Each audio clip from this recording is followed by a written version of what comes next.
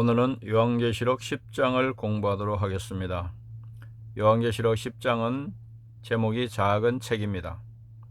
개요는 작은 책을 가진 힘센 천사의 모습, 요한이 7 우리를 기록하지 말라는 명령을 받음, 요한이 작은 책을 받아 먹음, 다시 예언하라는 명령 등을 기록하고 있습니다. 내용 요약을 보시면 10장은 대환란에 들어가기 전에 그 환란을 통과할 힘이 될 작은 책을 받는 것에 대해서 말씀하고 있습니다. 힘센 다른 천사로 표현된 예수 그리스도의 등장을 통하여 하나님의 위로와 교회의 소망을 주는 것입니다. 힘센 천사로 표현된 예수 그리스도의 등장은 하나님의 위로와 교회의 소망을 담고 있습니다. 바다와 땅을 밟고 서 있는 주님은 만유를 통치하시는 예수 그리스도를 상징하는 것입니다. 7 우리는 세상을 심판하시는 하나님의 위엄을 상징하는 것입니다. 하나님께 맹세하는 주님의 선포는 교회와 성도들에게 위로와 소망을 주는 것입니다. 선포하실 내용은 7째 천사가 소리를 내는 날 하나님의 비밀이 그 종 선지자들에게 전하신 복음과 같이 이루어질 것이라고 말씀합니다. 작은 책은 예수 그리스도의 계시에 대한 책이며 요한계시록을 상징하는 것으로 봅니다. 1절에서 3절 예수 그리스도의 9가지 모습을 보여주고 있습니다. 첫 번째는 힘센 다른 천사는 전능하신 예수님을 상징합니다. 둘째, 구름을 입고 하늘에서 내려오는 것은 재림하실 주님의 영광을 상징합니다. 셋째, 머리 위에 무지개는 언약을 상징합니다. 넷째, 해 같은 얼굴은 영광을 상징합니다. 다섯째, 불기둥 같은 발은 심판을 상징합니다. 여섯 번째, 손에 펴있는 작은 두루마리는 계시록을 상징합니다. 7번째, 오른발은 바다를 밟고 있는데 세상을 지배하는 것을 상징합니다. 8번째, 왼발은 땅을 밟고 있는데 세상을 지배하는 것을 상징합니다. 9번째, 큰 소리로 부르짖음은 왕의 위엄을 상징합니다. 4절은 7 우리에 대한 기록입니다. 7 우리에 대한 것은 요한이 기록하려고 하는데 하늘에서 소리가 나기를 임보하고 기록하지 말라는 음성을 듣습니다. 5절 7절은 예수 그리스도의 맹세에 대한 말씀입니다. 예수님께서 성부 하나님께 맹세하기를 지체하지 않고 속히 재림하실 것을 말씀합니다. 8절에서 11절은 작은 책에 대한 말씀입니다. 작은 책은 요한계시록을 가리킵니다. 작은 두루마리를 갖다 먹으면 배에는 쓰나 입에는 꿀같이 달리라고 말씀합니다. 그리고 모든 나라와 백성들에게 다시 예언하여야 한다고 말씀합니다. 1절을 보시면 내가 또 보니 힘센 다른 천사가 구름을 입고 하늘에서 내려오는데 그 머리 위에 무지개가 있고 그 얼굴은 해 같고 그 발은 불기둥 같으며 아멘. 대환란 시작되기 직전에 환란을 통과할 힘이 될 작은 책을 받는 것에 대한 말씀입니다. 이 작은 책을 갖다 먹으라고 말씀합니다. 힘있는 천사가 하늘에서 내려왔는데 머리 위에는 무지개가 있고 얼굴은 해 같고 발은 불기둥 같았습니다. 이 천사는 예수 그리스도를 상징하는 것으로 해석하기도 하고 천사로 보기도 합니다. 어떤 것을 취하든 큰 내용은 변화되지 않습니다. 1번 힘센 천사는 예수 그리스도의 능력을 상징합니다. 다니엘서 3장 25절에 보면 왕이 또 말하여 이르되 내가 보니 결박되지 아니한 네 사람이 불 가운데로 다니는데 상하지도 아니하였고 그 넷째의 모양은 신들의 아들과 같도다 하고 구름을 입고 하늘에서 내려오는 것은 재림하실 주님을 상징합니다. 계시록 1장 7절에 볼지어다 그가 구름을 타고 오시리라 각 사람의 눈이 그를 보겠고 그를 찌른 자들도 볼 것이요 땅에 있는 모든 족속이 그로 말미암아 애곡하리니 그러하리라 아멘. 머리에 무지개는 언약을 상징합니다. 계시록 4장 3절에 앉으신 이의 모양이 배옷과 홍보석 같고 또 무지개가 있어 보좌에 둘렀는데 그 모양이 녹보석 같더라. 얼굴은 해 같은 것은 영광을 상징합니다. 마태복음 17장 2절에 보면 그들 앞에서 변형되사 그 얼굴이 해같이 빛나며 옷이 빛과 같이 휘어졌더라. 발은 불기둥 같은 것은 심판을 상징합니다. 계시록 1장 15절에 그의 발은 풀무불에 단련한 빛난 주석 같고 그의 음성은 많은 물소리와 같으며 2절 보시면 그 손에는 펴놓인 작은 두루마리를 들고 그 오른발은 바다를 밟고 왼발은 땅을 밟고 아멘. 천사들이 들고 있는 그 책은 닫혀진 책이 아니고 펴 있는 책이었습니다. 사도 요한을 통해서 증거되는 종말 예언은 공개된 내용이고 계시된 내용이고 알려진 내용입니다. 그 천사는 그 책을 들고 바다와 땅을 밟고 서서 사자같이 큰 소리로 부르짖었습니다. 손에 펴놓인 작은 책은 요한계시록을 상징합니다. 계시록 10장 10절에 내가 천사의 손에서 작은 두루마리를 갖다 먹어버리니 내 입에는 꿀같이 다나 먹은 후에 내 배에는 쓰게 되더라. 바다와 땅을 밟은 것은 온 세상 지배자 예수님을 상징합니다. 시편 8편 6절에 보면 주의 손으로 만드신 것을 다스리게 하시고 만물을 그의 발 아래 두셨으니, 3절 보시면 사자가 부르짖은 것 같이 큰 소리로 외치니 그가 외칠 때 일곱 우레가 그 소리를 내어 말하더라. 아멘. 사자같이 큰 소리로 부르짖었습니다. 그때 일곱 우레가 그 소리를 발하였습니다. 정말 예언의 말씀은 말세에 큰 소리로 외쳐야 할 경고의 말씀입니다. 정말 예언의 말씀이 전 세계에 전파되어야 할 복음인 것을 나타냅니다. 사자같이 부르짖음은 힘센 천사의 부르짖음, 왕의 위엄을 상징합니다.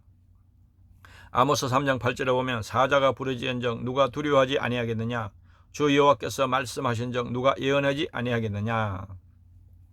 4절 보시면 일곱 우리가 말을 할 때 내가 기록하려고 하다가 곧더니 하늘에서 소리가 나서 말하기를 일곱 우리가 말한 것을 임봉하고 기록하지 말라 하더라. 아멘. 일곱 우리가 말할 때 사도 요한은 일곱 우리의 소리를 기록하려고 했지만 하늘에서 소리가 나기를 그것을 기록하지 말라고 하였습니다. 그래서 일곱 우리의 소리의 내용들은 알려지지 않았습니다. 일곱 우리의 소리는 특별한 일입니다. 출애굽기 19장 16절에 보면 셋째 날 아침에 우레와 번개와 빽빽한 구름이 산 위에 있고 나팔 소리가 매우 크게 들리니 진중에 있는 모든 백성이 다 떨더라. 내가 기록하려고 하는데 요한이 기록하려고 하는 자세를 보여줍니다. 예레미야 30장 2절에 보면 이스라엘 하나님 여호와께서 이같이 말씀하여 이르시기를 내가 내게 일러준 모든 말을 책에 기록하라. 하늘에서 소리가 들리는데 예수님의 음성입니다. 계시록 1장 15절에 보면 그의 발은 풀무불에 달려는 빛난 주석 같고 그의 음성은 많은 물소리와 같으며 일곱 우리의 말한 것을 임봉하는 것은 알 수 없게 감춰진 것을 말합니다. 다니엘서 12장 9절 그가 이르되 다니엘아 갈지어다 이 말은 마지막 때까지 간수하고 봉함할 것임이니라. 기록하지 말라고 했는데 그 이유는 알 수가 없습니다.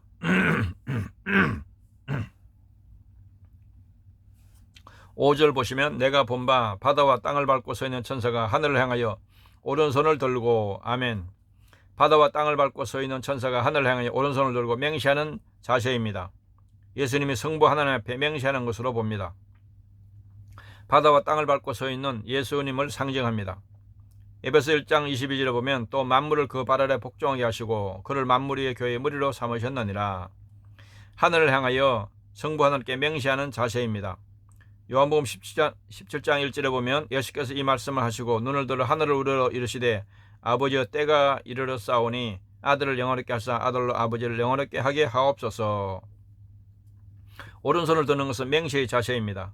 창세기 14장 22절에 보면 아브라함이 소돔에게 이르되 천지의 주제이시오 지극히 높으신 하나님 여호와께 내가 손을 들어 맹세하노니.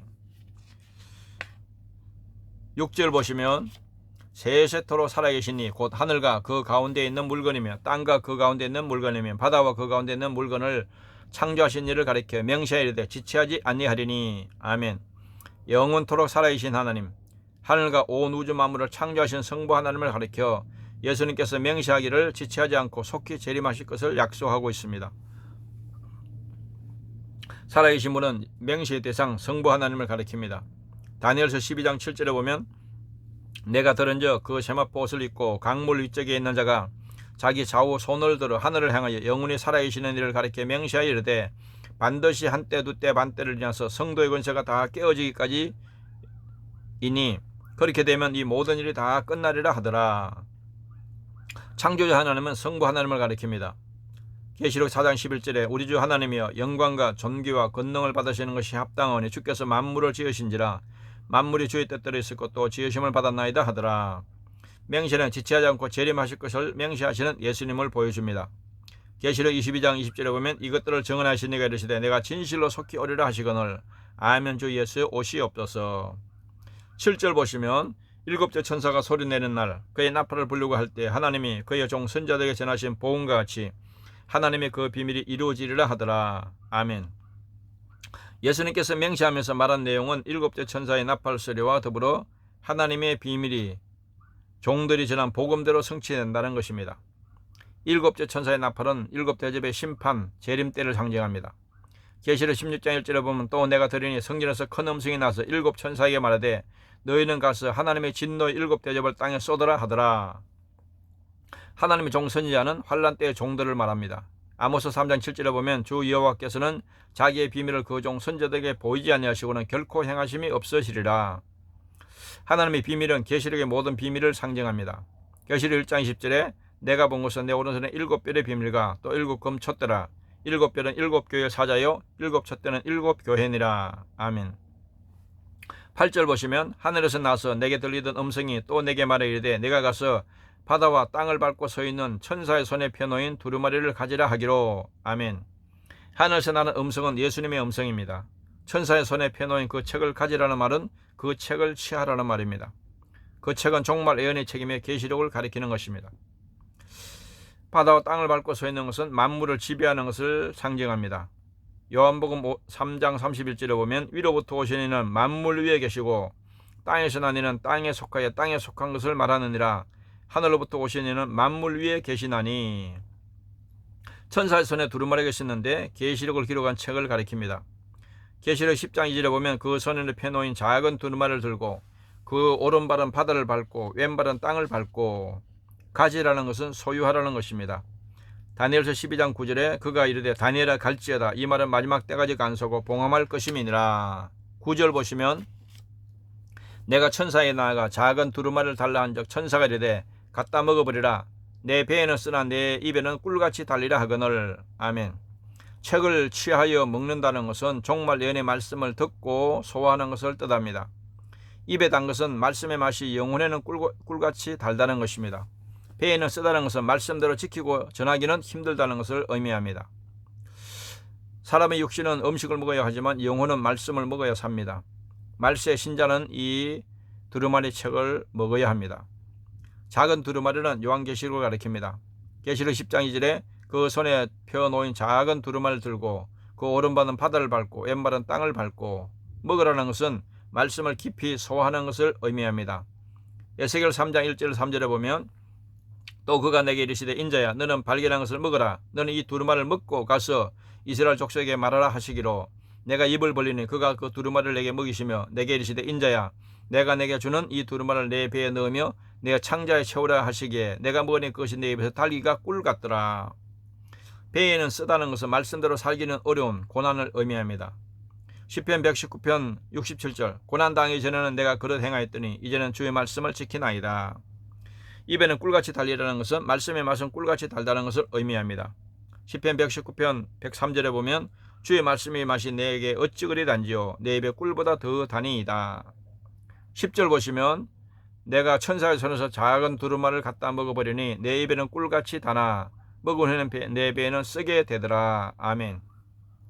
요한이 천사의 손에서 작은 두루마리를 먹으니 입에는 꿀같이 다나 배에서는 쓰게 되었습니다. 말씀의 맛은 꿀같이 달지만 말씀을 소화하고 지키기는 힘들고 쓴 것입니다. 입에는 꿀같이 달다는 것은 계시록의 말씀을 깨달은 것을 상징합니다. 시편 19편 9절 10절에 보면 여호와를 경외하는 도는 정결하여 영혼까지 이르고 여호와의 법도 진실하여 다 어려우니 금 곧 많은 순금보다 더 사모할 것이며 꿀과 송이꿀보다 더 달도다. 배에는 쓰다는 것은 계시록 말씀대로 실천하는 것은 어려운 것을 상징합니다. 계시록 1장 9절에 보면 나 요한은 너희 형제요 예수의 환난과 나라와 참음에 동참하는 자라. 하나님의 말씀과 예수를 증언하였으므로 말미암아 반모라는 섬에 있었더니. 11절 그가 내게 말하기를 내가 많은 백성과 나라와 방언과 임금에게 다시 예언하여 하리라 하더라. 아멘. 요한은 이제까지 예언의 말씀을 전파했지만 다시 온 세계의 나라들과 백성들을 위해서 종말 예언의 말씀을 선포해야 한다는 것입니다. 요한이 먹은 종말 예언의 말씀은 온 세상에 전파되어야 할 복음이기 때문입니다. 그래서 계시록은 마지막 전 세계에 전파되어야 할 하나님의 말씀입니다. 백성과 나라와 방언과 임금은 전 세계 사람들을 가리킵니다. 마태복음 24장 14절에 이 천국 복음이 모든 민족에 정언되기 위하여 온 세상에 전파되리니 그제야 끝이 오리라. 다시 예언하리라는 것은 종말의 때에 요한계시록을 다시 선포할 것을 의미합니다.